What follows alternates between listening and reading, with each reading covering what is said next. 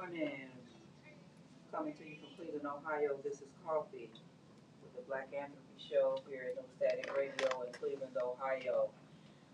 BlackAnthropy is a radio show where we talk about and shine a black light on people, nonprofit organizations, businesses, and entrepreneurs who are impacting our community by providing knowledge, resources, and information.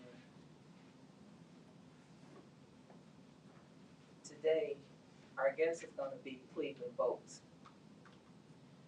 Our guest is going to be Cleveland Votes. But topic for today is going to be voting. Why voting is important, and how and why you have to have voting and civic engagement together. And today, co-hosted with me before my guests, who are the experts in this industry, before my experts, Cleveland Votes here in Cleveland, Ohio, two co-founders, Erica, Anthony, and Crystal Bryant, co-founded Cleveland Votes. But today, before we get started with them, we're going to jump start it with my co-host here for today. It's going to be Mr. Ayl Bridges. I appreciate you stepping in. I asked him to step in because he is very knowledgeable and he is very civically engaged. And I want to talk about the importance of what civic engagement is, why it's important, and how to become civically engaged. So, good morning. And good morning to you, Coffee. And first and foremost, thank you for having me sit with you on this July 3rd, but more so sit with you on an excellent show on the No Static Radio Network. You're probably one of the most informative hosts on the network. If I heard and understood your question about civic engagement, now from my perspective, the most basic level of civic engagement as a citizen, and I'm speaking for 18-year-olds on up, is the right to vote. She said try a different one. And one of the things that that I firmly believe in is that your vote is your voice. And your vote determines your character and integrity. And one of the aspects of variables under voting from civic engagement, from my perspective, and I'll do a little bit of history later, is vote intellectually, not emotionally. Yes. That's two levels of voting. Now, everybody doesn't understand what intellectually versus emotional is. Okay, intellectual, well, let's do the alphabet, we'll do E first. Okay. Emotional voting is when you vote for somebody because he or she went to high school with you or even attending the same college or is in a sorority. They always got on a nice outfit. Or a nice outfit, or they You have. like the hair. Well, I don't vote for people because I like the hair. That's emotional. So you a hater. I'm not. So that's part of. That's emotional voting. Hating. Right, or maybe somebody in my family dated whoever the candidate is. And we can go on and on. That's emotional voting. Intellectual voting doesn't mean somebody, a voter, doesn't have to have some multiple college degrees. Right. Exactly. That means you inform yourself about the candidates. You ask questions. You read their interviews. You go to their political forums or campaign forums, and you carefully listen to what they say. And what's probably tantamount to all of that is why you're there. Ask them a question. Yes. And ask them not softball questions, yes. but ask them the hard questions.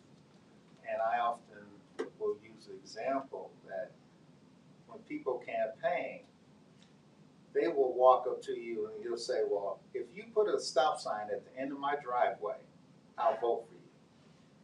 And that typical candidate will say, okay, I'll do that.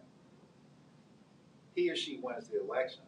And you say, well, they're getting settled in their office 30, 60, 90 days, maybe 6 months goes by. And you ask them, well, where's my stop sign? And they'll tell you one or two things. I never told you that. or you misunderstood. Misunderstood is probably what that is. Or better yet, I meant to call you and I can't do that. Yeah.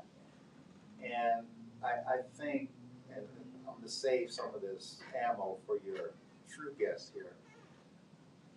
When you, as a voter, want to be civically engaged, you have to be engaged. I encourage people to go to city council meetings, city council committee hearings. You can also, we're in the city of Cleveland.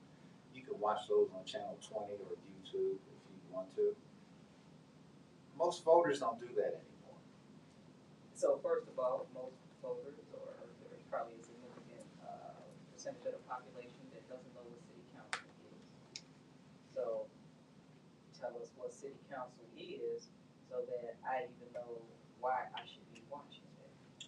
Well, city council, and I'm going to speak specifically to Cleveland. Yes. I might speak to some other Exactly. areas where I've been involved. And this is also called, because there's levels of voting Yes. that we should understand.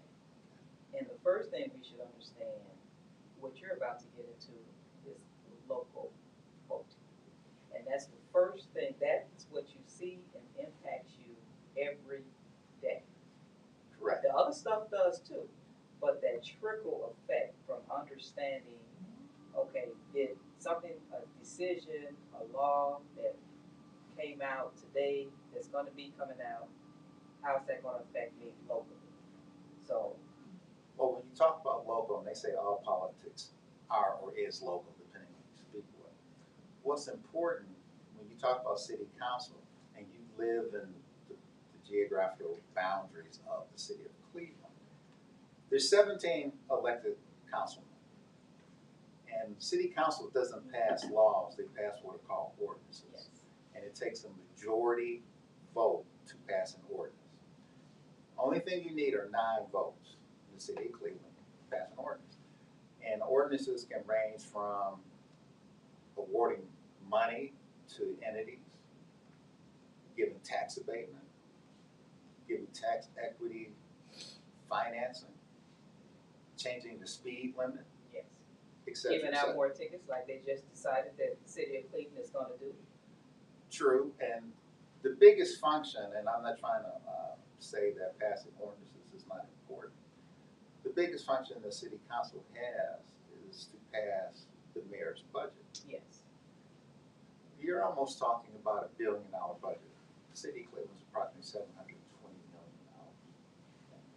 And if you and I were council members, and each council member is equal in weight. City of Cleveland, each council member approximately represents anywhere from 20 to 22,000 citizens within their ward. And for citizens, also understand the language or lingo. exactly, Okay. exactly. You live in a ward, one of 17 wards, 1 through 17. You don't live in a zone. Yes, Okay. If you and I, let's say you want to put forward an ordinance to fund something in your community, you have to gather 8 other votes to do that. And I'm just going to say that each councilman has the same ATM card to the general fund. Pay attention to what your council member, man or woman, if I don't say councilwoman or man, what your council member puts forward yes, in funding for you. Also understand that there are some things that a council member will take credit for, such as repaving streets. yes, That's not true. right, That comes from the mayor's budget. right. And there's a time lapse, if I may, for each street in the city of Cleveland. But what's important, you can pull every ordinance if you go to the City of Cleveland website, and you can search every ordinance that your council members sponsored and or voted for. And in the upper right-hand corner, it'll say by councilman's name, it can be Yes. 2. Yes, Usually it'll say the council president's name and that council member. If you pull your council member's ordinances and you never see his or her name, that's easy to figure out. They're not doing anything for you. One of the things that I learned, and I said I was going to do full disclosure, I actually ran for city council. right. And So that's why it's good to have someone on here talking about city council and local politics. Because when we want to know these things and understand these things, this is a lot of information. To some extent it sounds like, just, oh, it's ordinance, city council. But that mayor's budget, that is a lot of money, that is a lot of projects that go into that budget, and there are umpteen, there are so many departments, so many heads of those departments that go in and speak and testify to, give oral or verbal, discussion on why they're requesting the budget that they are. The police department, the hospital, the roads, the streets, all of it is wrapped up. Mental health, everything is wrapped up in that. And so having someone who understands that that's what your responsibility would have been. Right. And you mentioned the police department, which is considered the city of Cleveland safety forces, police department, fire department, EMS, Right. and animal control. They represent approximately 1/3 of the budget. In some cities or locales, they can represent up to 2/3 of the budget. And that includes staffing, equipment, etc., training, and so forth and so on. One of the things that I found surprising, over the last 20 years, the mayor can submit a budget of, let's just say it's $500,000. City council has never, ever turned the budget back. And this is why, again, it is important to pay attention to and become civically engaged. Because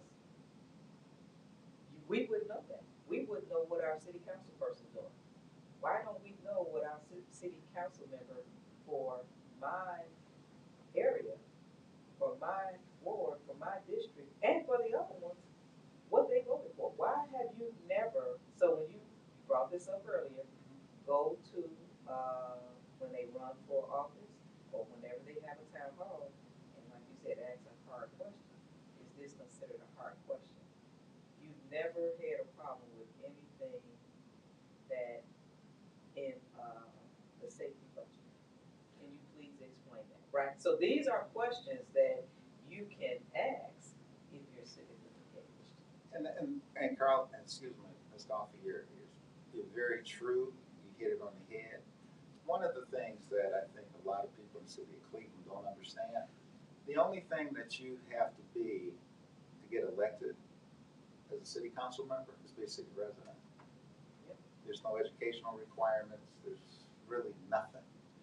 And again, I'm going to borrow some thunder, and I know that your group that's going to come in at a later 11:30, they're nonpartisan, so they can't speak about Exactly. a candidate or a subject. And we'll have them explain what nonpartisan is, because the average person go on their website, they'll see nonpartisan, but they won't take the time to look it up. And see, what's surprising, and I participate in a lot of my community meetings, and I live in what's called Ward 0, okay, which is Ward 1, but we label it Ward 0. And this particular council person, he doesn't answer any questions. And the other thing that is difficult for me is you can't believe anything he says. Yep. Ultimately. And that's the truth. And one of the things that, and I can say this, what you find in most, primarily in the city of Cleveland, is you have incumbents win time after time after time. But And again, I'm gonna stop you right there, because every time you say one of these technical terms that people here probably don't know what it means or don't understand what it means, this is the BlackAnthropy Show. This is your host, Coffee, and today with Ayl Bridges, and we are talking the importance of both plus civic engagement, why you have to have both. And it is very important what you just brought up, Ayl, that word incompetence. And the reason why they can be in a position or take a posture that they're not going to answer a question is because they know and understand people are not civically engaged. and they know that they're basically relying on the same X number of voters every year, that those people are going to turn around and vote for them every election. Right. And we'll get into some, not specific numbers, but a simple analysis. When you look at Cleveland City Council, and let me preface this, many, many years ago, I was asked a question, do you believe in term limits? And my answer was term limits are decided at the ballot box when you and I go vote every 4 years. The city councilman serves a 4-year term. I think you've reached the point now, and I'll say specifically in the city of Cleveland, that you should have term limits on individuals. Yes. Not just city council, but all of them. Okay. Well, we start at the local level. Yeah, we'll yeah. we'll go up the scale later, but there should be term limits because I'll borrow a statement that my grandmother would once say to me about elected people. He said he or she ain't doing nothing but collecting a check, not doing anything. And you often hear, well, I'm a public servant. Yeah, you're in the public, but you're truly not a servant. To yourself. You're self-serving. And which is sad. The other thing, just going back about generalizing city council, if you look, when you vote for somebody and he or she wins the election, you've hired them. Yes. Yes. Now, the question you should ask yourself even before you make that job offer to them, meaning your vote, if you had your own company, do you want he or she to represent you in the public, in private? And I've had an opportunity to work with different elected officials across the country. One thing that I will say for the majority of them is they always did things in the sunshine, not in the dark. About, let's say last week, there was an announcement or a press conference out in front of City Hall where it was announced that City Council, in conjunction with the mayor, was going to claw back, that means take money back that was approved from a healthcare entity called Neon. Mm-hmm. And they, City Council, along with the mayor's quote-unquote blessing, awarded $2 million to Neon back in November of 22. They never gave them the money. They stood up there last week and said this came from the Council President Blaine Griffin, saying, well, we have concerns over the amount of his compensation, and there's a public health emergency. If you listen, and voters need to listen. Yes. First off, when they awarded the $2 million, the CEO, Mr. Austin, was making the same amount of money. Yes. His board approved his salary. Okay. That's none of my concern. Shouldn't be the citizens' concern. $400,000. The next statement was there's a public health emergency. Well, what's the public health emergency? Is there a pertussis outbreak, measles outbreak? Right. Is HIV spiking in the city of Cleveland? Right. He just made a general comment Right. that meant absolutely nothing. Exactly. And with full disclosure, I reached out to the health department. Said, well, do you have any health emergencies? Right. They said no. But not even smoke up there. No. See, that's a warning. That's a warning. Yeah. I called City Hall. 0. Nothing. Yes. I reached out to the council president. Yes. Nothing. Yeah, right. If you're going to take the money, if you're going to claw back the funds, just claw them back. Right. And But again, all of this happens because there's not enough people civically engaged.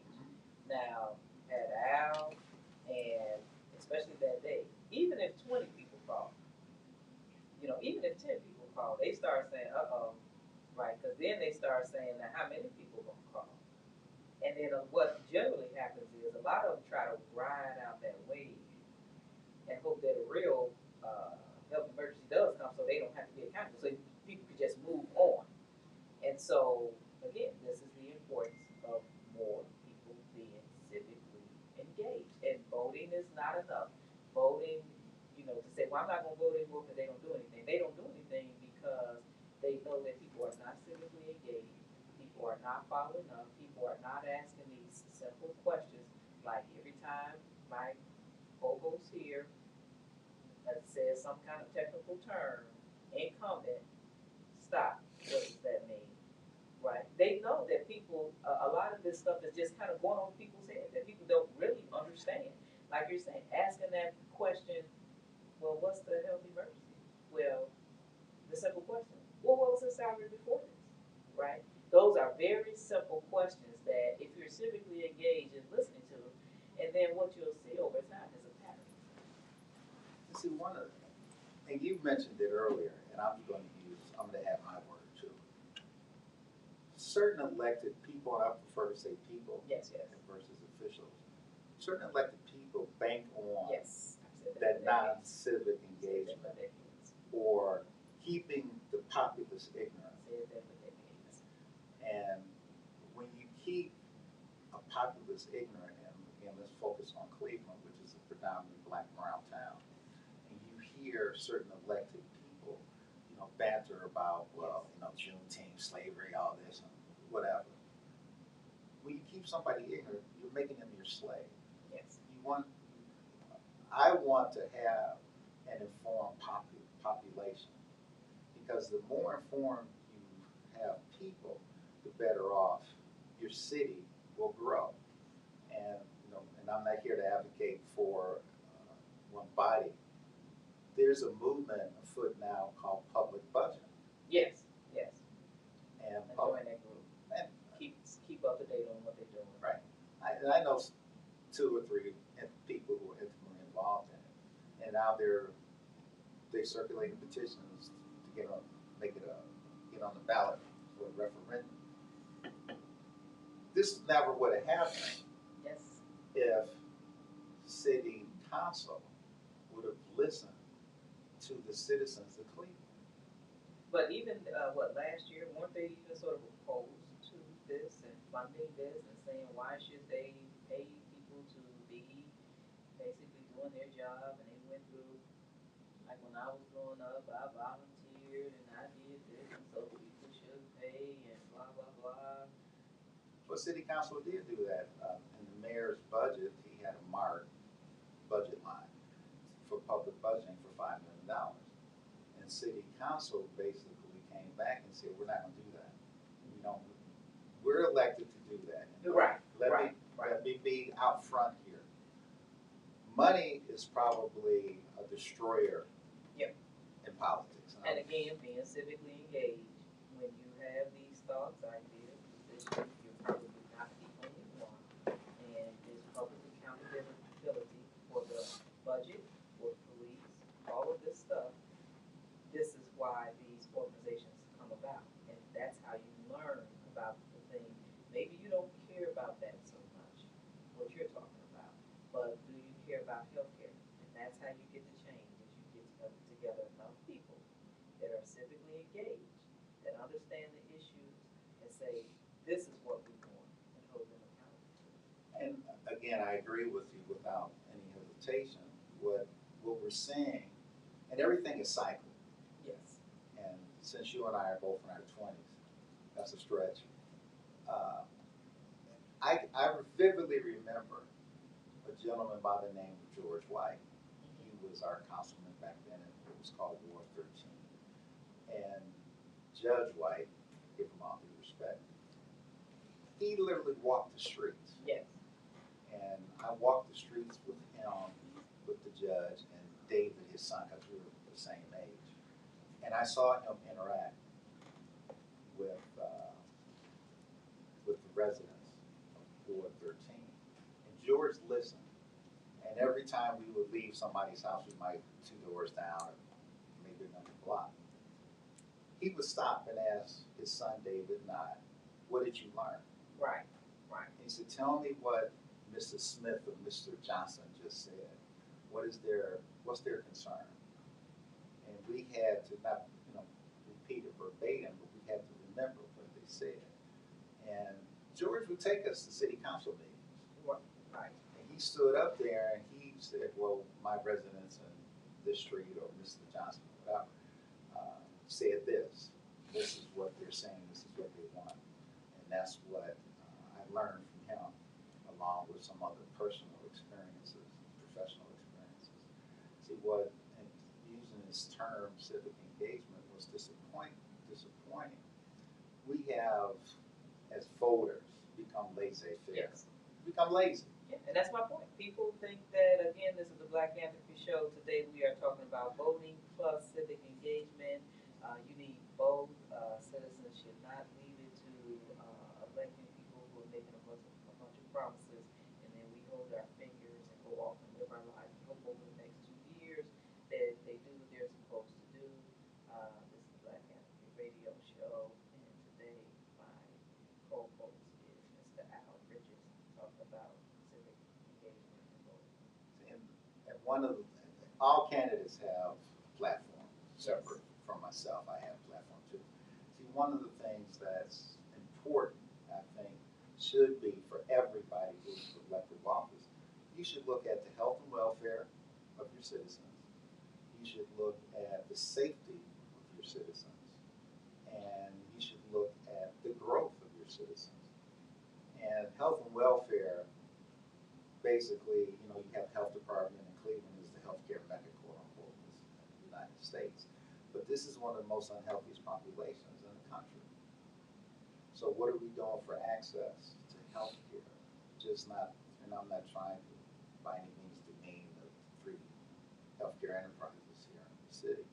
What are we doing to get that information out? You know, there's, we talk about safety. Yes, we're talking about the police force, fire department. Right.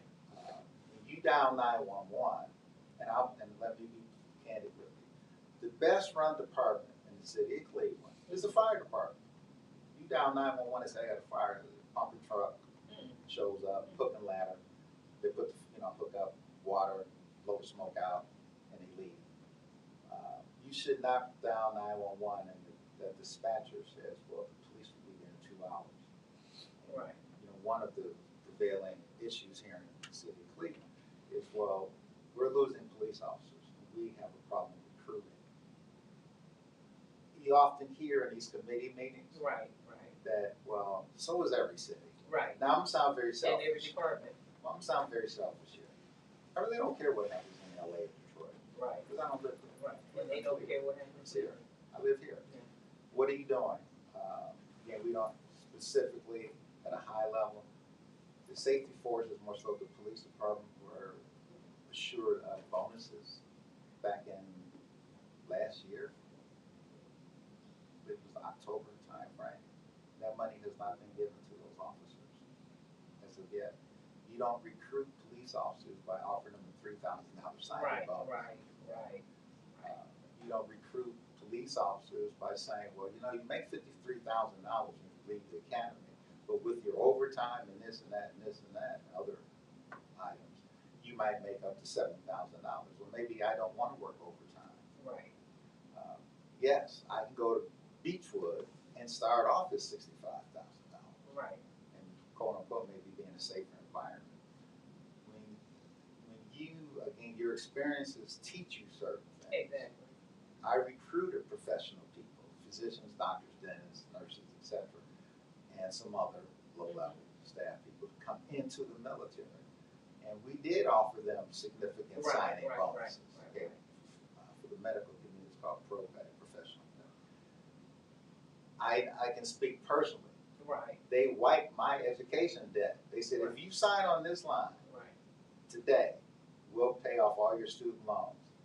And I ran out and bought 2 new pens just to be sure they both would work. But these are things that, as a civic-minded person, we don't understand because we don't want to.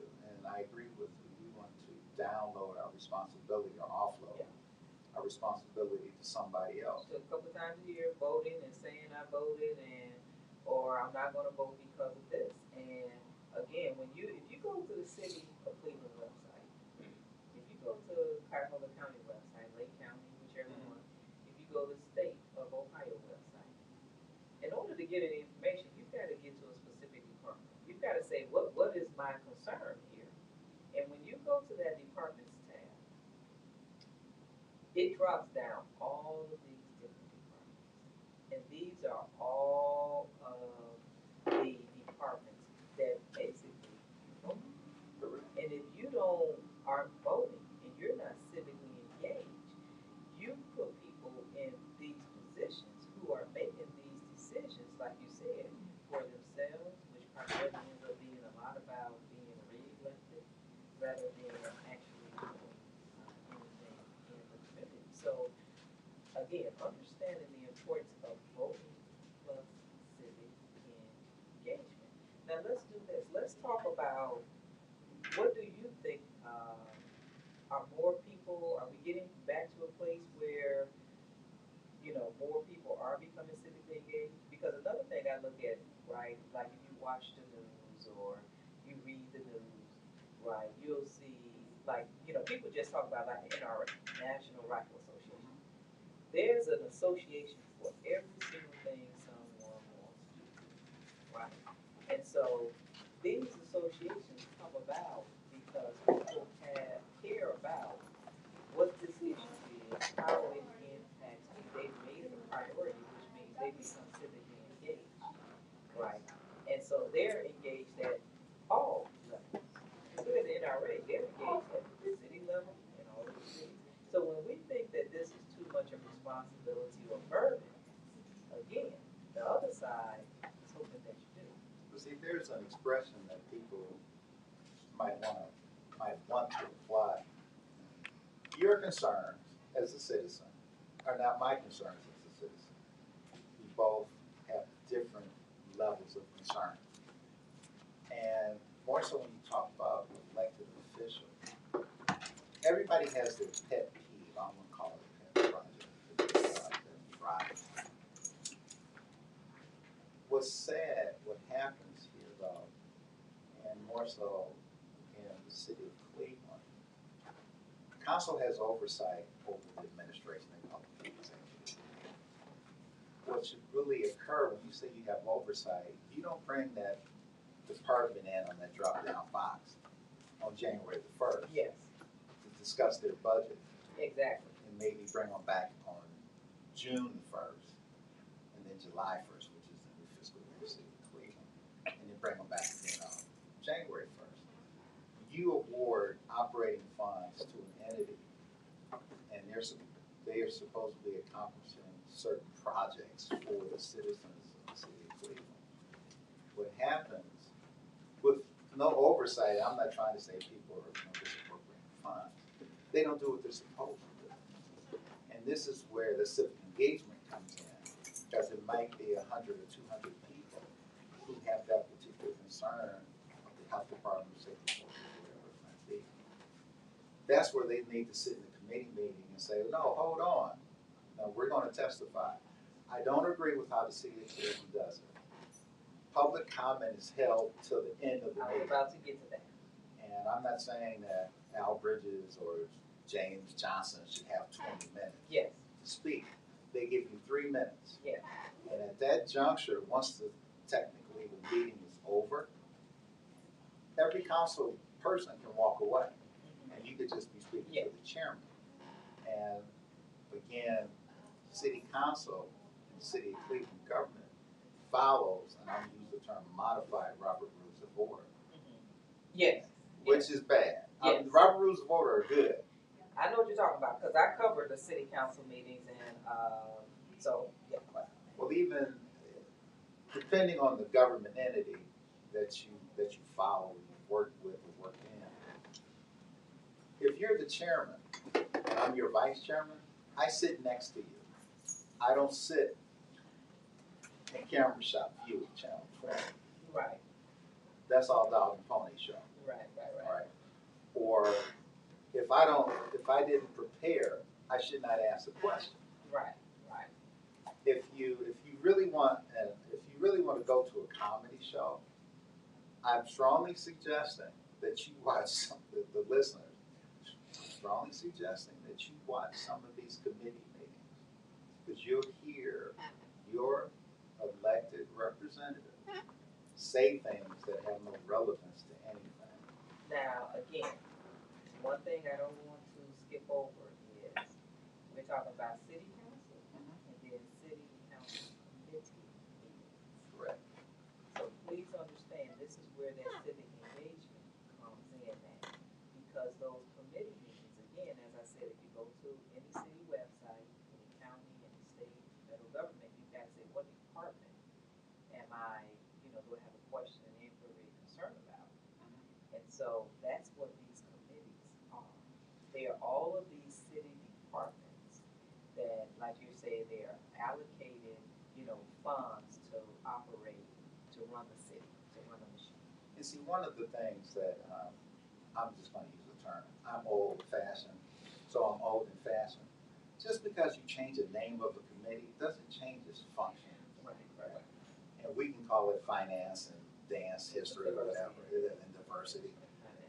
I'm not making fun of diversity. We can talk about that in another show one day.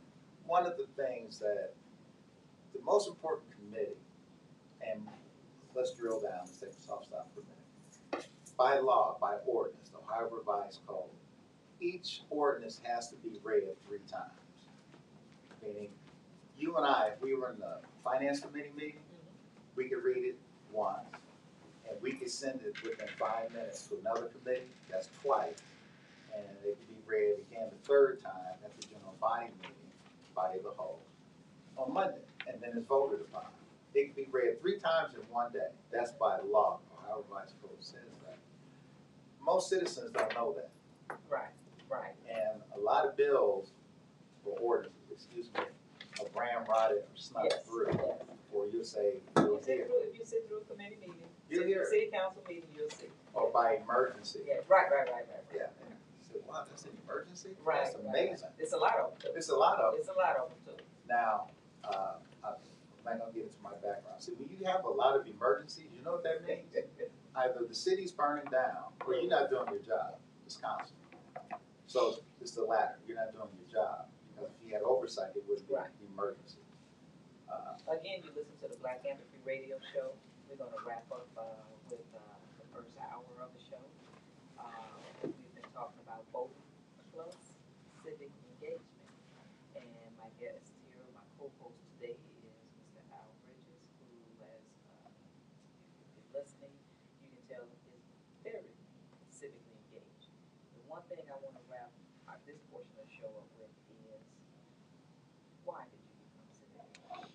Because once you become civically engaged, you're paying attention, asking questions, you're doing this day after day, week after week, month after month, year after year. Again, you start seeing these patterns, and then perhaps what happens is you view voting differently, and or you take some kind of action.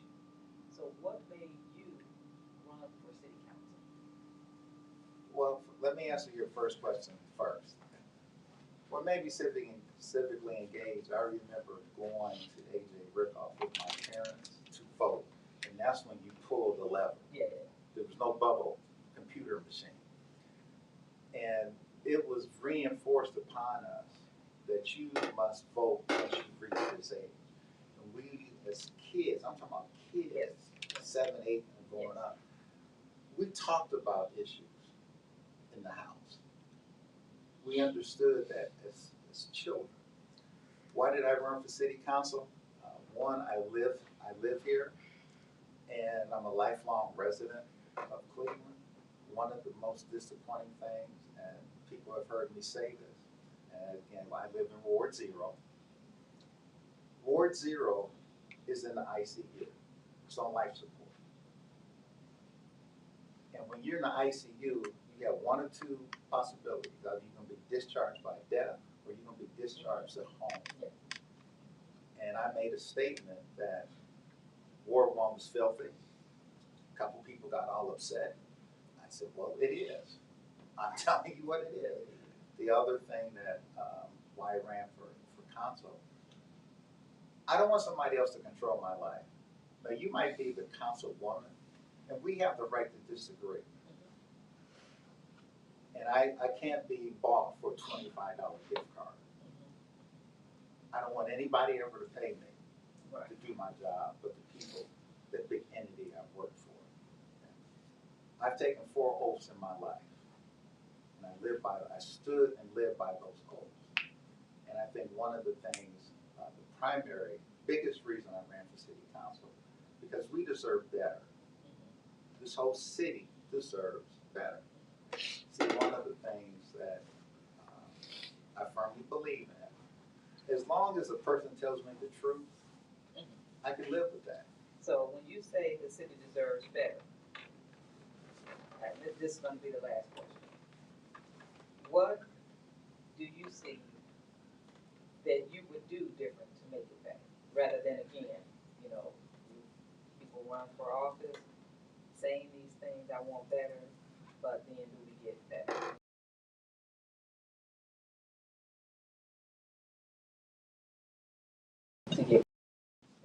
The most important thing is you have to represent the people that you were elected to represent. And you can't be status quo. Which means? Yeah. It's okay to dissent. You can disagree. In some cases, city council has what's called this party unity rule. If you don't vote for the party unity, they'll put you out of the caucus, which happens to be kind of crazy because there's nothing but Democrats in the caucus anymore. Everybody on city council is Democrat, but we'll move on from that. I have the right to disagree because I have to vote. I'm representing 20,000 other people.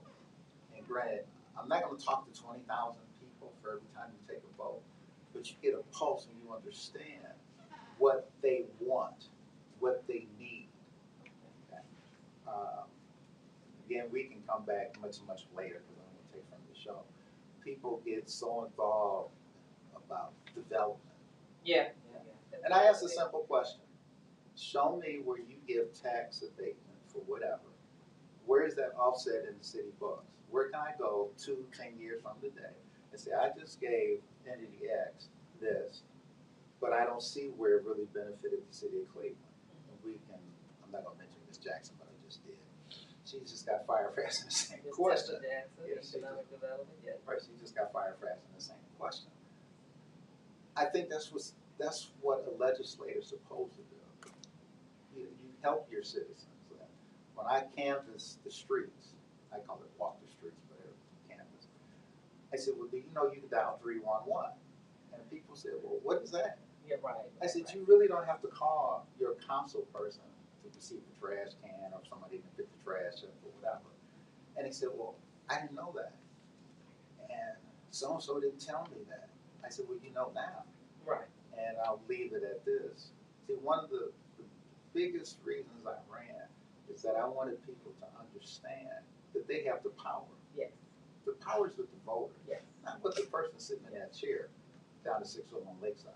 And again, the power that the voter has, which is their vote, does not end with going to the poll, sending in an absentee ballot, and voting. You must also have civic engagement. Thank you so much for tuning in to the first hour of BlackAnthropy. Coming up next at the top of the hour, 4 o'clock, we will have our guest for today, which is Anthony and Crystal Bryant with Cleveland Votes.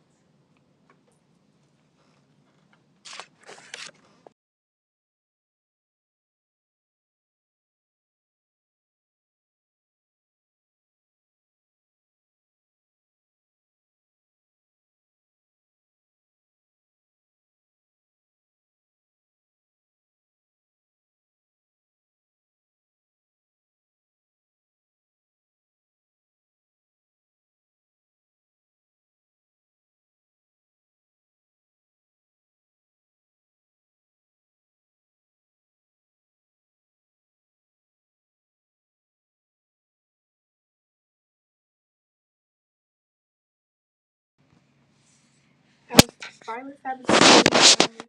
Violence can affect all parts of your life, sometimes in ways you can't see. Violence can affect the way you eat, sleep. It causes you to lose focus, feel angry, afraid, use drugs, or drinking as the way to escape. Violence does not have to keep hurting. You can change your life starting now with the help of the Trauma Recovery Center. Take control of your life. Today can be the day. The Trauma Recovery Center offers real help for real needs in real time. They offer services for safety, emotional support, food, clothing, and more. Don't let violence control you. You can break free until you are seeking help. Call the Trauma Recovery Center at 216-644-5487. They will come to you wherever you are. Call today. It is 24 hours a day, 7 days a week. They can give you the tools to rebuild your life and your health. Call today. It is free, 24/7 and confidential. If you want out and don't know where to start, call the Trauma Recovery Center. Can The Trauma Recovery Center can help you take back your life after violence starting today. 216-644-5478.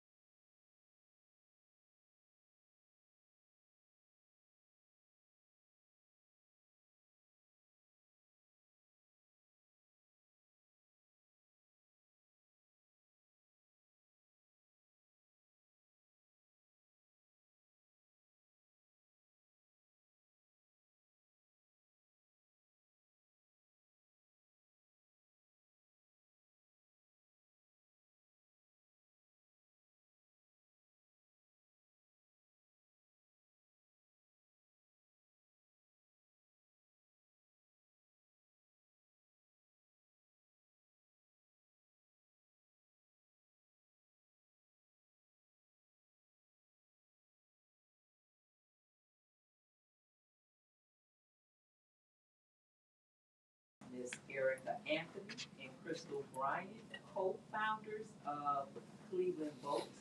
And I also have co-hosting with me today, one of my studio comrades, Mr. Ayl Bridges. So, Erica and Crystal, thank you so much for joining us today on BlackAnthropy. Please tell us what Cleveland Votes is, what your mission is, what your goal is, and why you all started the organization.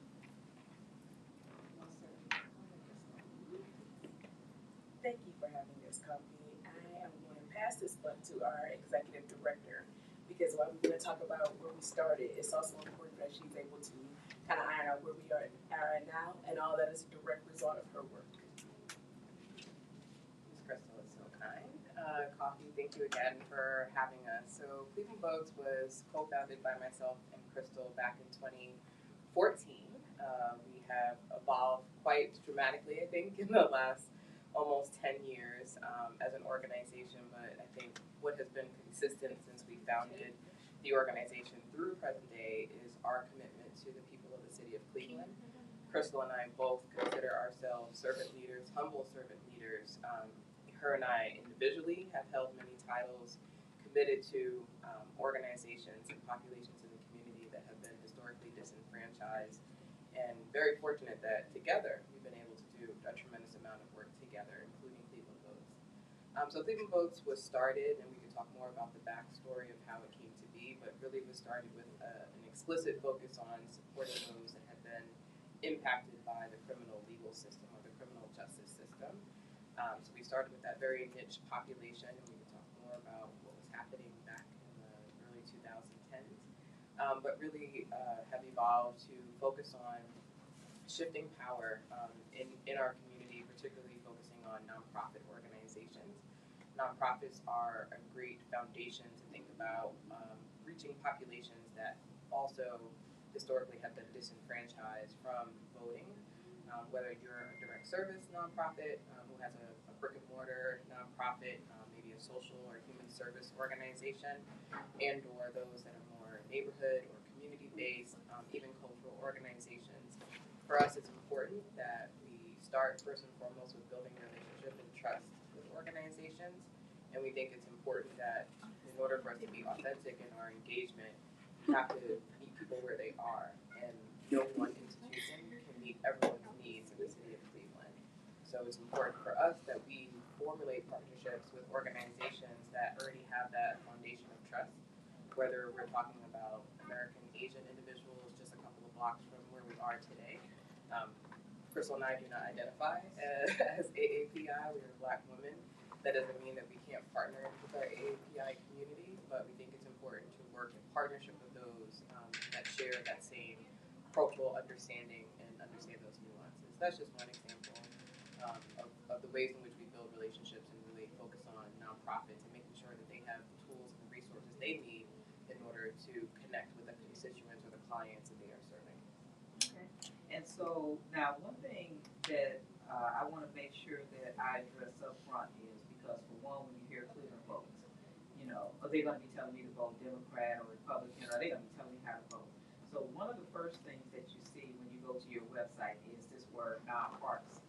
Please talk about what nonpartisan is and why you all made the decision to be nonpartisan. Sure. So it's really important for people to understand and get engaged, civic participation, voting, etc. We're not invested in who you vote for. We're invested in the fact that you need to vote. You need to show up as community. You need to have collective impact to get anything done. And so it's really, really important that we don't impress our views personally or professionally on anyone in our community.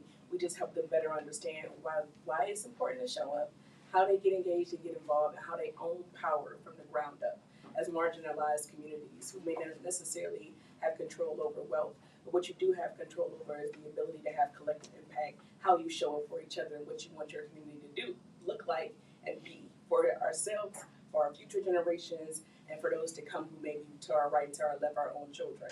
And the best way to do that, the most necessary way, the way that you can influence anything without touching a dime, is the power to be resourceful in each other. And so we don't want to tell anybody this is the one person you show up for. You show for everybody. every time with your voice. And if you're committed to a particular candidate, et cetera, that's your choice. But it's important to just know, what does commitment look like, and how do we evolve over time? And anything that's ever been done, especially for marginalized people or Black people, people that look like us, over the last 50, 60 years, happened as a direct result of how we show up for each other, regardless of which side of politics you're on. So it's not whether you choose to be Republican or Democrat or Green Party or Tea Party or whatever other party evolves over the time. It's about how you choose to show up as a community, what your shared vision and values are, and how you're going to collectively move that forward, and think about what is the impact and the vision that you have for the future, and what is the plan to collectively incentivize to make sure that we're all good as we move forward, because nothing can be done as an individual, especially not when you're marginalized.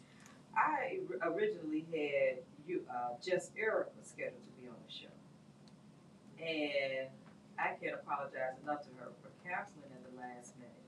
But I thought it was when as I prepared a couple of days before that, I was like, oh, I gotta have both of them on there. And so I rescheduled this, and I am so glad and grateful that you all really worked with me to come back on, because I want you all to talk right now about this August special election. So earlier again, we talked a lot about civic engagement, but I want you all to talk about this August special election, and again, why voting is important, and understanding that connection of voting plus civic engagement, because this is what happens when we get less civic engagement. We get these situations, what we're in right now with this August special election. Erica, please start out telling us about this August. I'm so glad you all were able to come in before this election to tell us about this August special election. Thank you so much, Coffee. So I'm going to share a couple of quick reminders first before I get into what is actually happening on August 8th.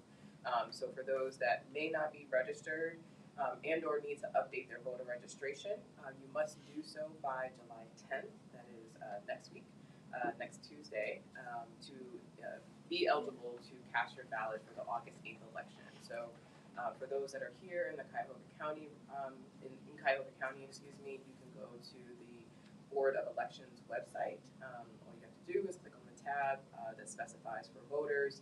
You can, one, verify that your voter registration is up to date. Do not assume that your voter registration is current. A lot of things happen in our life, especially these last couple of years with the pandemic. People have been a little bit more transient. Life circumstances have had us all on a different path. So just because you maybe think you have a current voter registration, even though I've been voting consistently since I was 18, every year I check and make sure that my voter registration is current. So it's really important that you verify that. If you do need to make those updates, thankfully you can do that online. You don't have to do old school paper version, as well as registering as a new voter. So maybe you have a young teenager in your life who maybe just recently turned 18. Think about that cousin or that nephew or that grandchild that is in your life, and making sure that their voter registration is current and up to date. So voter registration must be done by July 10th in order to be eligible to vote in August. And then secondly, early voting will start immediately the next day on July 11th. And again, you can go to the Board of Elections website and see the full schedule. The hours do vary throughout the month of July leading up to the August 8th election. So those are some of the mechanics out of the way. But what are you actually voting on? We have one issue that will be on our ballot. So I do have to take a slight step back, just provide a little bit of context for folks. So I know the broader conversation in the first hour was about civic engagement, and it's important to understand the intersections between the different levels of government and how that interfaces with us as citizens, as residents of our community. So I won't go too deep because it's a little boring, to be honest, unless you're into this type of stuff. But really going back to 2022, the state legislators, so the folks that are down in Columbus, these are individuals that are elected. They have specific districts that they're responsible for. So we have, a dozen or so state elected leaders that represent us down in Cuyahoga County. Currently, though, our state house is majority Republican. So again, even though we're a nonpartisan organization, we can still make reference to who is represented and what that representation looks like. Conversation started mid 2022, going into the end of the legislative cycle before they all took recess for holiday, to look at the percentage in which state citizen-led ballot initiatives have to pass. So what does that mean? If you want to organize a statewide ballot initiative that is led by the citizens of Ohio, presently the passage rate is 50% plus one. However, legislators back last year said we want to increase that threshold to 60%. And there are some other nuances that I can talk about that change as it relates to, again, citizen-led state ballot initiatives. They were also pretty transparent as to why they wanted to increase this threshold. As folks may know, over the last couple of years, not just in Ohio, but across the nation, we have seen an influx of either legislation or ballot initiatives specifically addressing reproductive rights. So just in November of 2022, many states that surround Ohio passed successfully legislation and or ballot initiatives that essentially protected women's reproductive rights. The legislators in Ohio obviously saw this, got nervous, and knew that there were folks in Ohio beginning to organize around maintaining reproductive rights and the sanctity of reproductive rights for women. So in response to that, they said, we're going to make it more difficult for you to put forth this ballot initiative, and we're going to increase the threshold. The threshold that as it currently is dictated in the Ohio Constitution, the 50% plus one, has actually been in place since 1912. Say that again. The current threshold of 50% plus one has been in place, codified in the state constitution since 1912. What you will hear and see and have heard and seen over the last couple of months, a lot of commentary that this should not be a partisan issue. If we just look back over the last 100+ years of legislation and statewide ballot initiatives that have passed in the state of Ohio, you can make a really strong argument that Democrats and Republicans have benefited by having the 50% plus one passage rate. So the fact that the legislators have been so transparent that this is literally being drawn to ensure that the reproductive rights ballot initiative is not successful is quite baffling. I'm trying to be cognizant of my words. It's quite baffling, Right. Because it's very selfish, because they have a one-track mind as it relates to, we want to defeat this one ballot initiative. But what this will do is actually change the Ohio state constitution. So it's not just going to impact this one ballot initiative, the reproductive rights ballot initiative, but it will impact any future statewide ballot initiative. And again, sorry to interrupt, this is the importance of what we talked about earlier with civic engagement. Because you can't stop there, vote, and go off and live your life. You've got to stay engaged, because for sure, people who are paying attention to this, and even if you pay attention to it, at some point you're going to say, well, what's next? So that background that you're giving us, that what is, causing them to make this decision, then we're just going to go down the list of the other things that, we want to target as well. Again, you listen to the BlackAnthropy radio show here at No Static Radio in Cleveland, Ohio, with today's guests, Erica Anthony and Crystal Bryant, co-hosts Ayl Bridges, Erica Anthony and Crystal Bryant are with Cleveland folks. Again, please continue, Erica, with this August 8th special election we're going to have here in Cleveland, Ohio. Thank you. Or in the state of Ohio. Yes. So as an organization, we are nonpartisan, as we talked about at the top of the hour. We do have the right to take a position on issues. So as a nonpartisan organization, we can't tell you who to vote for. We can't give a personal and or professional opinion, as Crystal said, about a specific candidate. We can only educate you. But we can, in fact, take a position on issues. So as an organization, we have taken the position and are encouraging local residents to vote no on August 8th. This will be the only issue that will be on our ballot. It's State Issue 1. The other challenge with having a special an August special election specifically is that the turnout tends to be dismal. Yes. We are already struggling. Yeah, we're already struggling with our primaries and our general election, but definitely when it comes to an August election. And I think what has been really another layer of frustration that many of our partners and comrades from across the state have felt is that, you know, just last year the Secretary of State was speaking to, you know, how expensive these special elections are and that we should not have them because they're not cost effective, they're not time, you know, effective. And here, you know, he was in support of us having this special election. So it'll be on August 8th. Again, you have to register by July 10th in order to be eligible to vote. Early voting will start on July 11th. Again, you're only voting on one singular issue, which is State Issue 1. We encourage you to do your research. You can go to voteknoinaugust.com, which is one nonpartisan website where you can learn and better understand the things that we're talking about today and make sure that you are prepared for that election. But we would highly encourage folks to vote no for this particular issue in August and really encourage as many people to come out because the last time we had a special election, I believe the turnout was somewhere around 8 to 10%. That was statewide, not just like in Cuyahoga County. Let me go to my co-host here, Al, because one thing I'd like for you to talk about, which has popped up in the last few years, and I know for myself, generally when I see something on a ballot, it talks about changing the Constitution.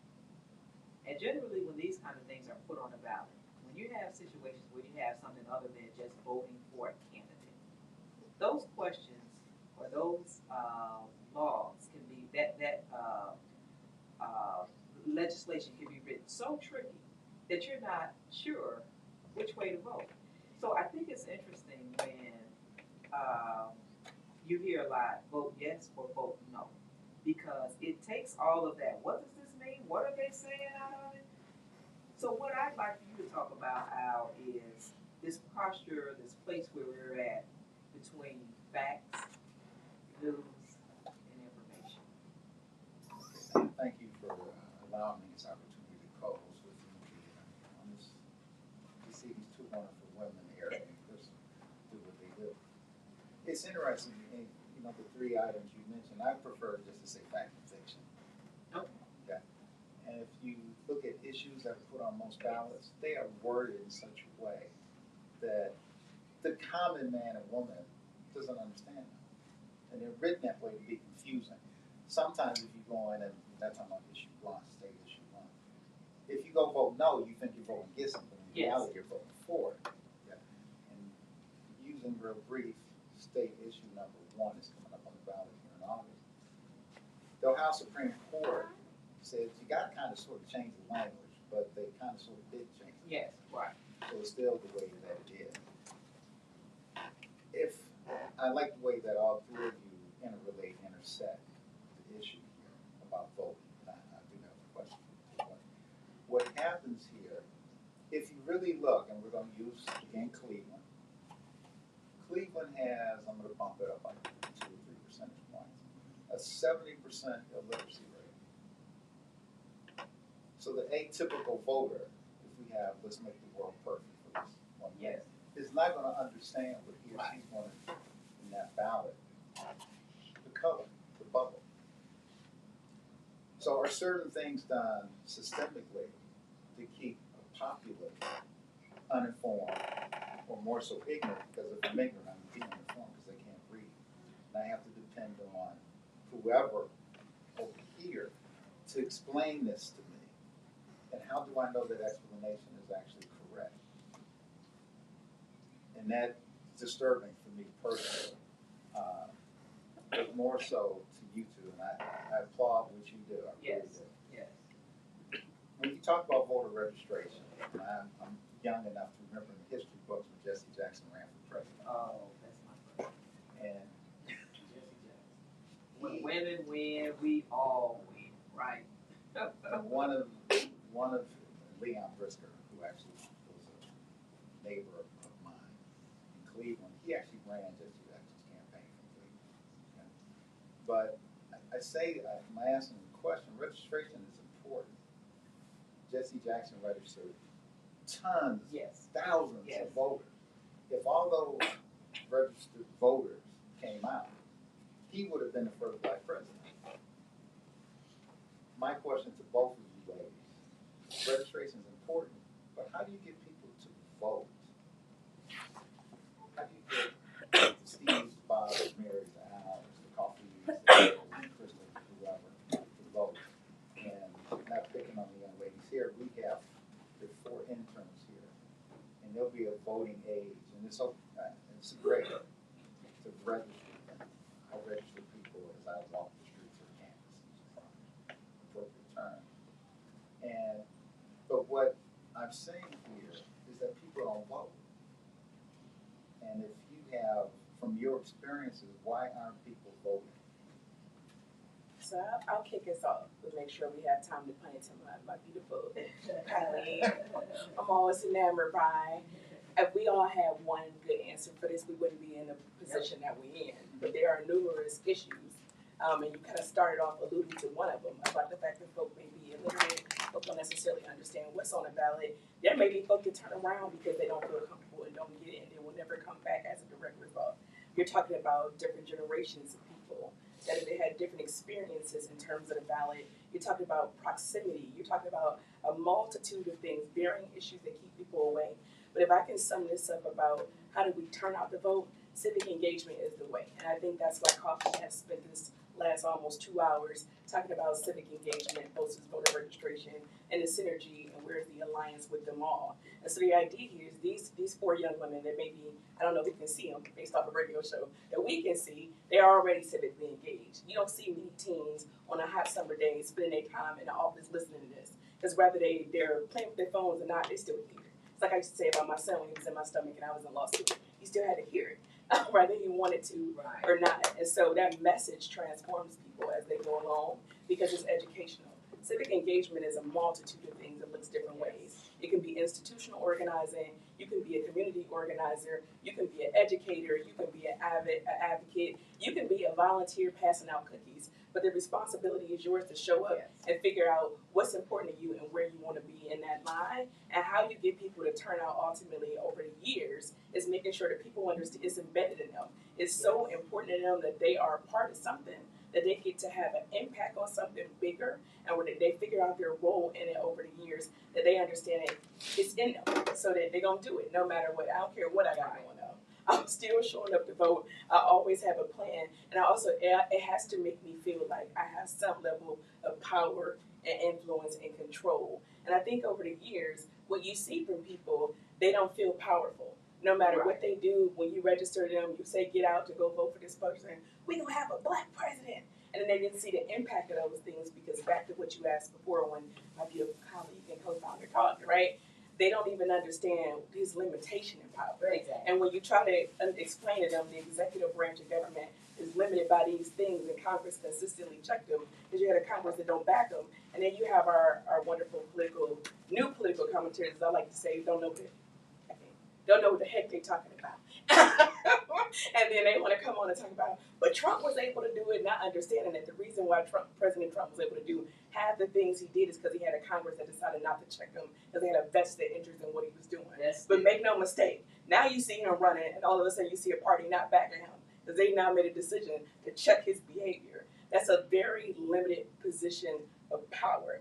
There's no branch of government that has limitless and endless power and possibility. But the biggest game is Congress. Make no mistake. So at a state level, when we're talking about these challenges and having a democracy, and the fact that a democracy in itself is a newer concept. The United States is new in a sense. We're only 200-something years old. And so having a democracy is new. And we're showing other countries, it's bigger than that for all those who say they're patriotic, they love their country, that a democracy doesn't work. Because you have made a decision to take away the power of the majority of the people. That's a democracy. And so now they're trying to redefine what a majority means. And so helping people understand what that means to them, that you can't just sit back because you get the benefit of everything that only one generation back fought for. My dad was in high school when MLK came to speak to them. It wasn't that far away. And you listen to people say that because it's things that people already fought for before you. But that make America great again should start to boost people up, because you're watching it in the last week.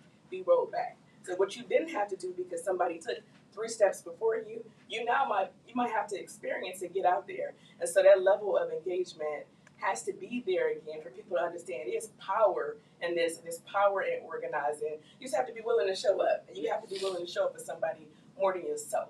And that takes years, Yes. and it takes commitment, and it takes leadership that's not in love with glory for themselves, like Eric. And that's why I asked Al to break down that and talk a little bit about that facts and information, because connecting with the right organizations, which is why I asked Erica and Crystal to come on the show, is making sure you connect with the right organizations. You have the right purpose for creating the organization, have a clearly defined mission and goal and objective. Erica, do you want to answer Al's question? Yeah, co-sign on everything that Crystal just said. We essentially share a brain. So, I mean, it's multi-layered, and our time today won't allow us to get into all the nuances, but maybe make 2 or 3 points. First being that everything is by design. I think understanding that and maybe accepting that, which is not an easy thing to accept, that policies and processes have been put in place to target specific members of our community, and those members of community tend to be the people that are people of color, right? And this is not a new phenomenon. This did not just start in the last couple of years. So we know that, right? So we have to understand that because it's by design, we have to figure out what are the ways that we can either intervene or undesign these processes. I think secondly is understanding some of the foundational things that have changed and shifted in our landscape. As we talk about our young leaders here that are present in the studio, we know that things like civics are no longer mandated, right? My husband is an educator, history, poli-sci, social studies is his licensure, and he and many of his amazing colleagues elect to bring these type of conversations into their curriculum, but they are not required to do so. So it's unfair that some students, have the benefit of having a teacher that may go above and beyond and bring this, integrate this into the curriculum, but not every student receives that. The third point is that, we undermine people's intelligence way too often, right? So for far too long, residents, specifically the city of Cleveland, have been left to feel like a transaction. Yes.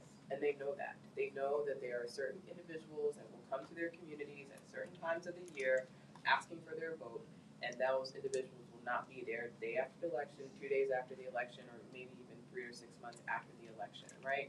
So in order to build relationships, we have to understand that it's not a transactional action, that we're really trying to make a transformational change as it relates to who we're in relationship and making sure that they have the tools. That's ultimately why Cleveland Votes exists, to make sure that nonprofits and organizations in our communities have the tools, because it is so complicated, so convoluted. Al, you talked a moment ago about even reading ballot language. I do this work every single day. I live and breathe policy, and I've been a lobbyist, all the things. I feel like I'm a relatively intelligent person, and I find myself reading the ballot language, questioning which way I want to vote, or having my husband peer. What's a lobbyist? Pardon? What's a lobbyist? What does a lobbyist do? Sure, and thank you for asking for definition. So at the time, I worked for a local nonprofit that focused on community and economic development. So essentially, I would serve as one, not the only, but as a member of that organization that would educate, and engage legislators on specific issues. So whether we were going to Columbus to talk to our state reps or state senators, either advocating for a specific bill and or talking to them about the issues that we're facing the housing and community development sector here in Cleveland. We did that here locally, the city and the county, as well as in Washington, D.C. So, I don't say that as like a bragging right, but just to say, like, I do consider myself a relatively intelligent individual. My mom is here in the studio. Her and my dad invested a lot of money in me to get to where I am today. But that doesn't make me immune from, also feeling some of the impacts of the way the system is designed, right? So making sure that I surround myself with those that have some maybe nuanced subject matter expertise. And I think that's the other thing that Cleveland Votes has tried to do over the last 9 years, is really cultivate both a multi-issue and a multicultural coalition of partners. Because again, no one person, no one organization can meet the needs of every single person in the community. Before we talked about literacy and how that is a major challenge, and I've literally witnessed it when I have either registered voters or attempted to register a voter. And it's a very sensitive topic, right? Because you never want to embarrass someone. And so we try to be really sensitive. And if we could tell or observe that someone maybe is struggling, say, hey, like, my handwriting is pretty good. Would you like me to do that for you? But what I'm always left feeling is that if I can't take them past this stage, the registration stage, Right. what level of confidence can I have that they are going to feel prepared to cast their ballot on their own, right? So that's a real issue. Before we talked about translation for those that are non-English speakers, and we do have a pretty robust non-English speaker community here in Cleveland, whether we're talking about our Latinx friends. Arabic speaking, we have a pretty high percentage of folks that Arabic is their first language, and so making sure that we're translating this information, having local nonprofits like Smart Development, the Arab Voter Project, Young Latino Network, OPAL. There's just so many amazing groups, and again, we can't be at every single or in every single nook and cranny in the city, so it's really important that we have that long, ongoing relationship, and I think that comes back to the initial question that Al posed to us. It can't be a transaction, right? It has to be long term. Just a quick follow-up question. Both of you are brilliant, and all three of you are policy wonks. Okay? I'm a C-SPAN addict, but you use these fancy terms: policies, procedures, democracy, republic, transaction, and for the listeners, just real brief, explain what a policy is. Either one of you. I'm not a policy wonk. I'm gonna give it to him hood if I have to give it to him. You'll take that. You'll take that. So in layman's terms, a policy is not necessarily a law. It may be a rule that's put in place by an organization that you work for. And again, when you think about the intersectionality or the different branches of government, most policies are put in place by your executive branch. Your executive branch is your president at a national level. At the local level, it's going to be a mayor, right? So just look at it like that. Or at the county level, it is your county executive. And that person is also responsible for onboarding and selecting its staff. So when you think about job and family services, if you need food assistance, you need cash assistance, all those good things, those are the administrators that are put in place and onboarded by your executive branch of government that sets policies. Some policies, though, are created, or those rules are created as a direct result of law. Law is created by your General Assembly, i.e. the people we've talked about today at the State House, being your state representatives and your state senators. At a national level, that's your Congress. At a state level, that's your General Assembly. At its most local level, that is your City Council, Who we talked as you heard Al talked about earlier. And I think the other thing too is I try to, and thank you, Al, for acknowledging the wonkiness of sometimes the way we talk. It is hard when you're thinking about this, breaking this every single day to make sure that you're doing it in a way that does translate to a broad set of individuals.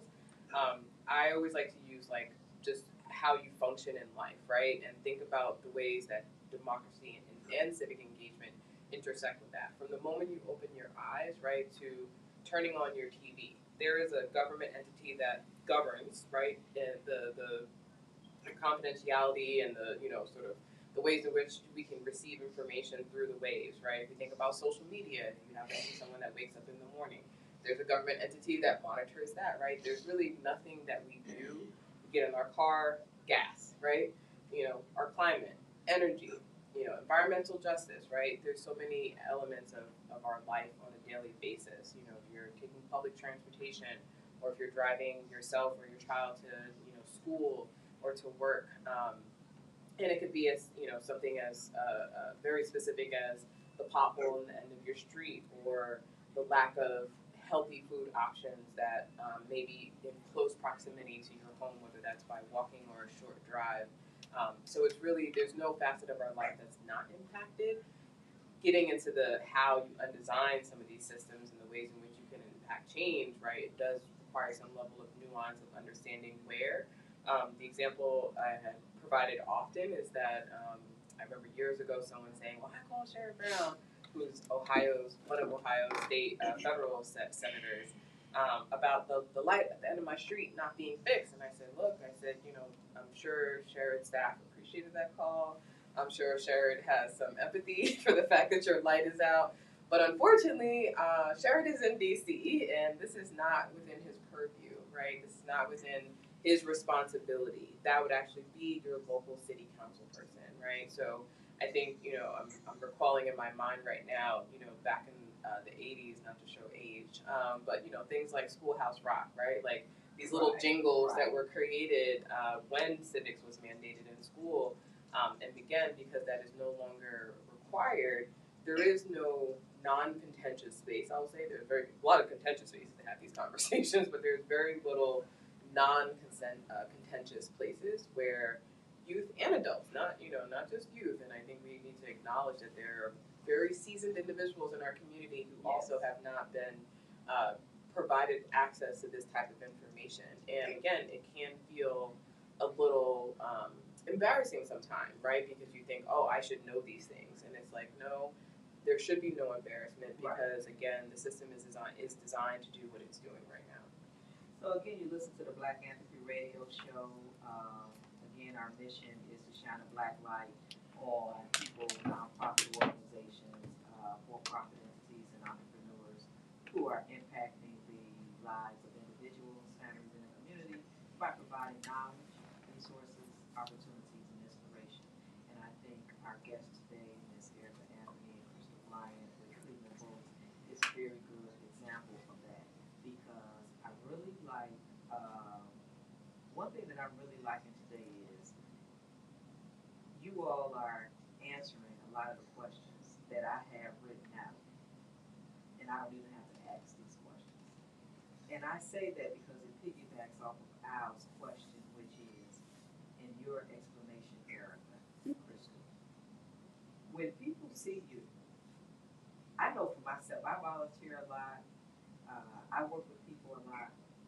When they see you, they almost have a comfort in saying they don't know how to read. What does this mean? What does this say? They're okay with saying, I don't know how to spell that word. I don't know what that means. They're okay with saying that too. And that's what I think, that's why I created BlackAnthropy. Because as a freelance journalist, I write these articles, and you only get 800 words to talk about Cleveland folks. And it's like, that is not enough to talk about what you all are talking about here, what that connection and bond is you all are establishing in the community, whether it be with individuals registered in the vote, whether it be establishing partnerships, like you said, with people who already have that trust in the community. And we need more organizations like you all because it gives people a different comfort level and perspective on if they're doing this and they see you, then I probably do need to be doing this. And so I always thank nonprofit organizations for taking the time and commitment and devoting your life to a cause because it helps all of us. Having more informed citizens, having more citizens engaged in the civic engagement process, voting, all that helps all of us. Wow, some people don't think so. They just think, oh, it's a nonprofit or whatever. That helps all of society. One thing, a question that I hear coming, and I love the way you all addressed it, is people should, the reason that voting for civic engagement is important is because you have legislatures, you have constitutions, policies or laws, whatever you want to call it, and then you have courts. And understanding how all of that comes together. Just because you have a law, that's not it. Understanding that what the court, how did it become law? Understanding what the legislature is, and again, the city level, the county, state, federal level, and understanding that that's going to come back at some point through the court's interpretation of that. And if you're not civically engaged, you just think a decision was made, but you don't understand that path. So I love that explanation that you went through with that August 8th special election. Now, that I got that out of my system, that you all answered that, addressed that legislature, politics, and to some extent the court. The thing I want you to talk about, what you all did, which is unbelievable, and such a tremendous asset, is you all having the election toolkit that you all put together. This isn't anything fancy. It is just all of these basic things that people that help people understand the election process, where we're at in that, right? You talk about registration. You talk about, am I registered to vote? How do I check and do that, right? You're talking about early voting. You're talking about ballots, vote from home, all these. Talk about your election toolkit. Why did you all put that together? And give us, Erica, you can talk about why you put that together. And then Crystal, if you could talk about some of the tools that are in that toolkit. Sure. So it actually was conceived in 2020.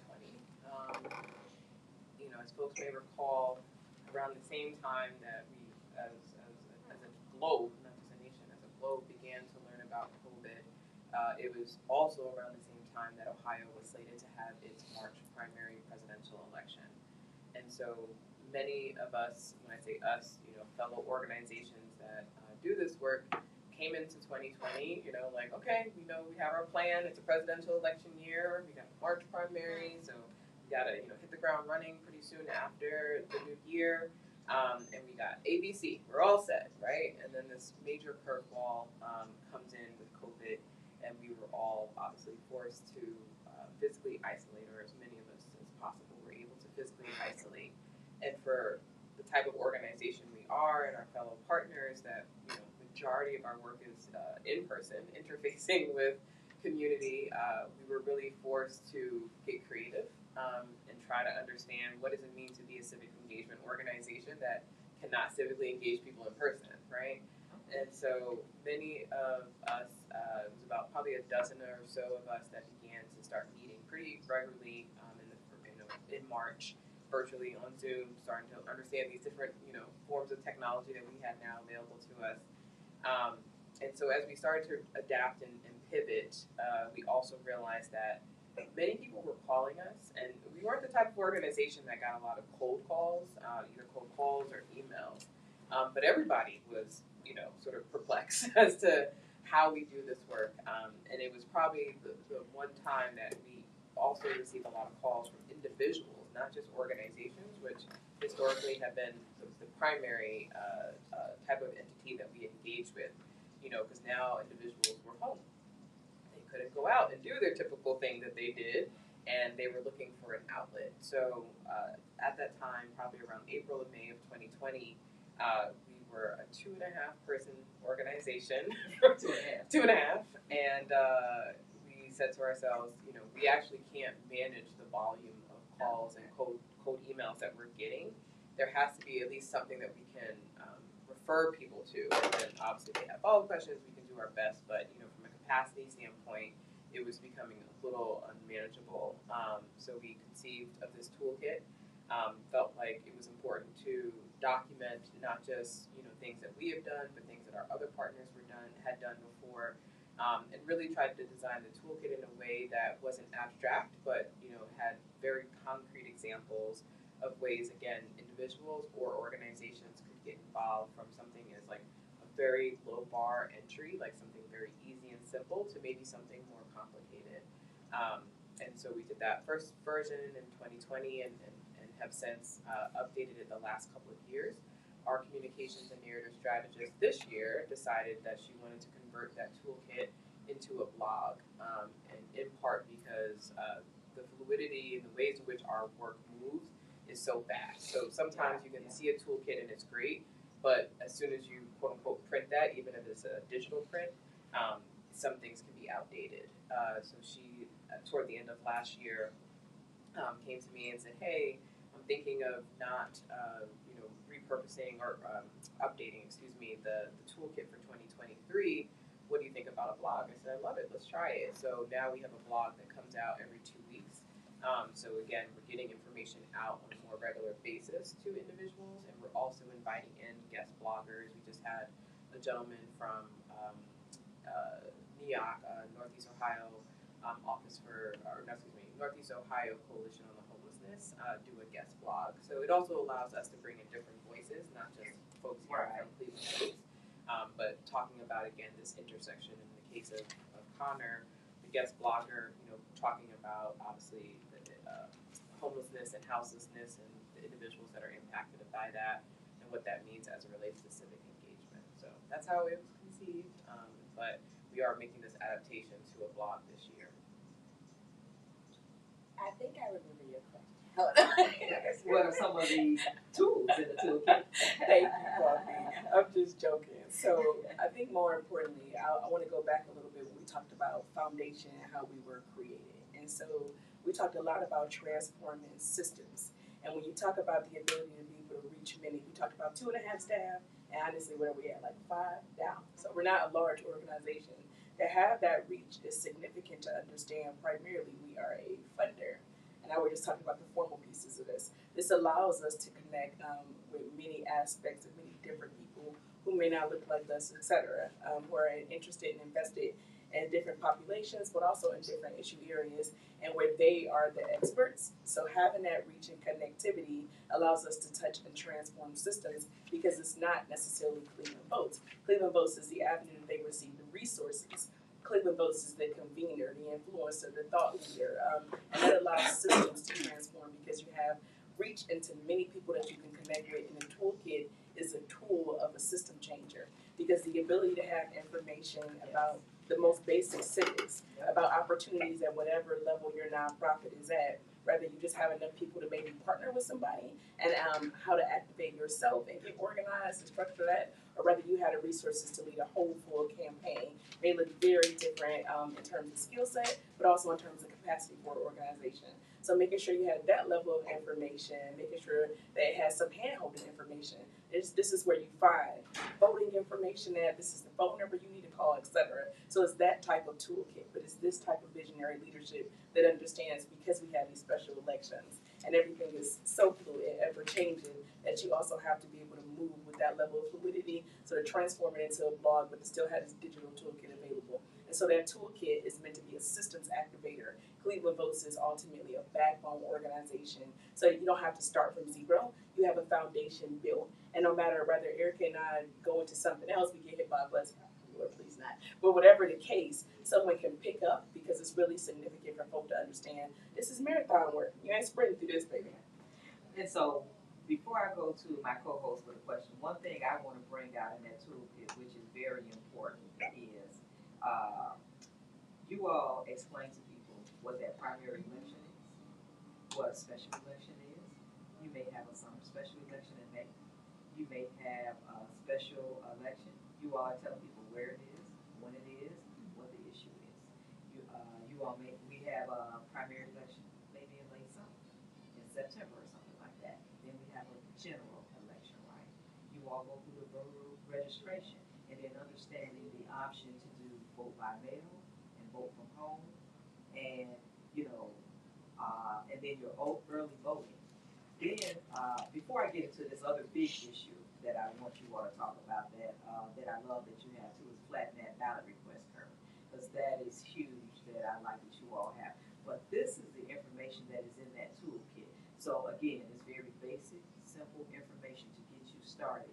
Then you have Cleveland Votes. They can point you to one of the partners or themselves. They can answer all of these questions or concerns or comments that you may have. And so I love that the election toolkit. It is a very good, very well put together, source of information. Let me go to my co-host. Can I just say one more Sure. thing, Coffee? And I just don't want this to get lost on people. Your participation in life. I'm not even talking about civic engagement. Just like, let's talk about just us as humans on this earth, on this planet. You have to have agency and autonomy. What does that mean? You have to have individual choice. You have to be driven by something that allows you to wake up every day. And I think sometimes titles or positionality in the community can make you feel lesser than. Yes. And we really try our darndest to make sure that everybody sees value in why they're showing up, because we all have a gift to bring, right? And it's important that people find their lane, Yes. right, and find what their gift is and what's the best way to bring that forward. I will be the first to say, Erica's not going to be the one at the top of the march downtown. Right. That's not my gift. Right. right? And that's not, people shouldn't judge me for that, Exactly. nor should I judge someone who And I'm maybe glad is you not bring this out. as comfortable That's going true. down to Columbus and standing before our General Assembly and lobbying, right? It's not about us judging one another, it's about celebrating one another to Right. say, Crystal and I have a lot of similarities, and we have a lot of differences. Right. And we also disagree on a lot, but we agree on a lot more. And that's okay because we respect one another. Right. And even if we don't necessarily see eye to eye on something or have the same approach to something, that doesn't mean one is better than the other. So it's really the toolkit, the other layer to that toolkit was saying that we have people that are really digitally savvy. Right. So they may want to start to do things like a Facebook Live or TikTok or things of that nature. And then you got people, you know, like, hey y'all, like I'm old school, like give me the paper, give me the pencil or the pen, and or give me the table where I can canvas. And we want people to have options on that route as well. But again, ultimately, it's not about civic engagement. It's not about democracy. It's not about these titles. It's about what makes you wake up in the morning and feel motivated. That may be your mother, that may be your partner, that may be your child, it could be the neighbor down the street, it could be your job, right? And then it's from taking that information to say, okay, then how can I show up as my best self in the community and bring my gifts to the table? These are probably the two hardest questions you're going to get today. What was your motivation to start Cleveland Votes? And what's your background that keeps this synergy going? Because we know we have an attorney here. We know she could be a judge. She really could. She could be more than that. I would say Supreme Court. Oh, come on. She could create vacancies. But no, what was your motivation to start Cleveland Votes? I would just tell you, right, Erica talked a little bit, I think in her explanation is your why, and I think we are both believers in Christ, and so, you know, we can't tell you what to believe in and practice, but by God's design, things just happen. We had a natural synergy. I've been in public service for 18 years of my career. I did 2 years at the NAACP branch of Cleveland. After that, as their executive director, I'm now in corporate responsibility at Key Bank, but every position or role I've ever had has been at equity fighting. And I think that naturally, we just had a synergy and care for those specifically in the unjust legal system. And we wanted to help them understand how they build power and how to see themselves and grab at it. And that's how we got started together and cultivating this relationship. And it just transformed from there. So you don't even always have to have all the answers, is the reason why I answer it like that. Just move and God gonna show up for you. I think the only thing I would add is, again, speak to your purpose. You know, Crystal and I met professionally in 2009. I think it's the first time we met professionally, and it was an instant connection. We didn't sit down one day and say we want to start an organization.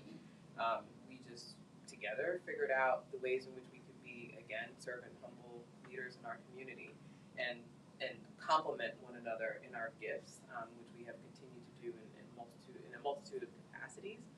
So we didn't have all the answers. You know, the journey of Cleveland Votes has been very raw and organic. A lot of piecing things together over the years, and a lot of people have invested not just in the form of resources, money, but time and trust. Right? We really have spent a lot of time building trust. We have some newer staff that have been with us now for just over a year, and often, you know, not once, twice, maybe 3 times a week, they will say things like, thank you to you and Crystal, thank you for creating this organization, thank you for building the level of trust in the community, because as someone that maybe has only been here a year, when I'm out and about and I say I work for Cleveland Votes, immediately there's like a trust that now people have of me because I'm with the organization, because of the foundation of what Crystal and yourself laid. And just a brief follow-up, where did you attend college? Yeah, so I'm not a native Clevelander. I'm born and raised in Long Island, but have been here now for quite some time.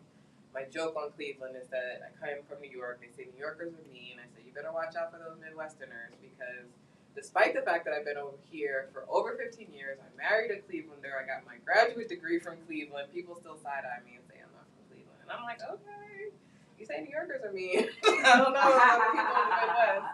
But yeah, born and bred Long Island, but now I can say affectionately that I have two homes, Cleveland and Long Island still.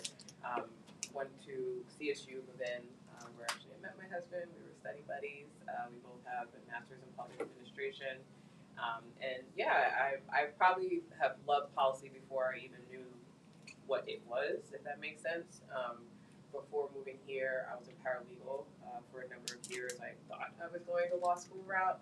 And through this, life experience and some mentors and coaches and talking to different people, my life discovery led me to say, oh, law is something that I do love, and it's still something that I find myself involved in different capacities.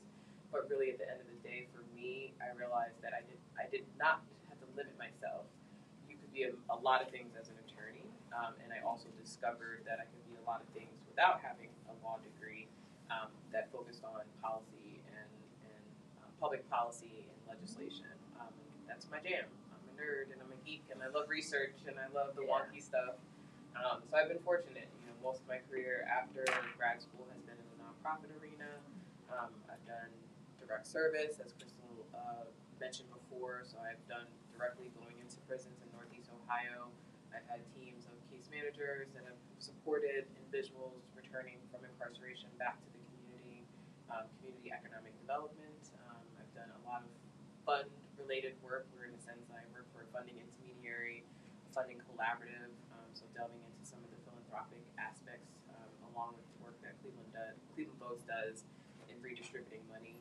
Just 2 weeks ago, we granted $100,000 to 25 organizations in our region. Last year, we re-granted about $150,000, so we raise money that we can then re-grant back out to nonprofits that are doing this work. And in 2 minutes, Crystal, if you can kind of give us a background of, how you got where you're at in Cleveland. Sure. I'm a native East Clevelander, so we distinguish our little city. Born and raised Chambers Kirkshaw, and I too went to Cleveland State for undergrad. I was a social worker. I've been a licensed social worker for over 20 years at this point. I've been a lawyer a lot shorter, probably about 12 years. I went to Cleveland Marshall College of Law. Graduated, I think, in 2011 now. God, Jesus. I obtained my master's before law school. I went to Tiffin University for a master's degree in criminal justice administration. My entire career, I believe in being in public service. It is the greatest job to me that God ever invented. If you never did any civic engagement things outside of work, your job every day is to get up and serve people. I found it sickening how people misuse the role of what public service is supposed to be. It is, in fact, biblical. It is your job to serve. That's why the Lord was turning over the tables of the tabernacle. But, after doing it for a very long time, the last role I had in government, I served as the director of the County Office of Reentry. That is one of the 7 divisions within Health and Human Services. When I hit a glass ceiling, I feel like it was time to have more autonomy, agency. That where Erica talked about, and the opportunity happened to come available at the NAACP. So I did those 2 years in nonprofit. And I profoundly believe one of my gifts is just to come in. Organizational development is a natural skill set. So kind of fix and create a foundation for things that don't necessarily have it. So I knew when it was time to go. I created the ability to kind of stabilize an organization that is amazing, unique, and legacy building. So you don't really get to ever lead the NAACP. You just don't sign a paycheck for me anymore. And now we have the wonderful Edwin Hubbard, who is leading as the executive director, and our amazing president, Kayla Griffin.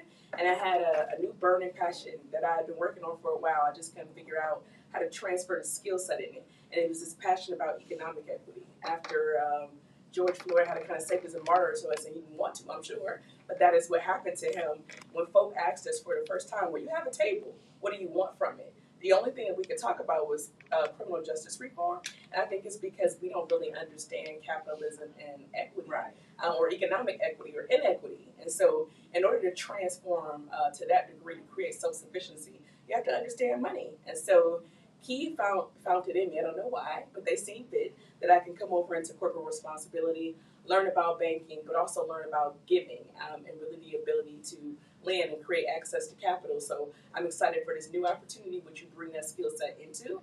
And, Erica is just extremely humble. When we talk about a humble leader, And so the difference now in just having two co-founders about maybe a little over a year ago, she also stepped into the role as executive director. So all this new vision you see is her.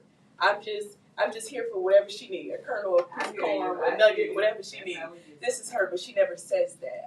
She's always been a visionary. I've always been a person that can operationalize, and that's where the balance comes in. But just grateful to be here and serve in whatever capacity God sees fit. Well, again, one thing I want to leave everybody with is the importance of today's discussion is if you're not at the table, you want a table. And I want to thank Erica and Crystal so much for coming on, talking about this, giving me time to be able to constantly have something to post about this August 8th special election on social media, on my website. Thank you all so much for the work you do, for creating Cleveland Votes. Continue to do this hard work, the commitment that you all have made to the community, and thank my co-host today, Al. Thank you so much for coming in and being a part of this large discussion that we so desperately need. Thank you for the That's honor. it. It's my honor. Yes, thank you. So that's it for today for BlackAnthropy. We're signing off, and we will talk to you in a couple of weeks. Thank you very much.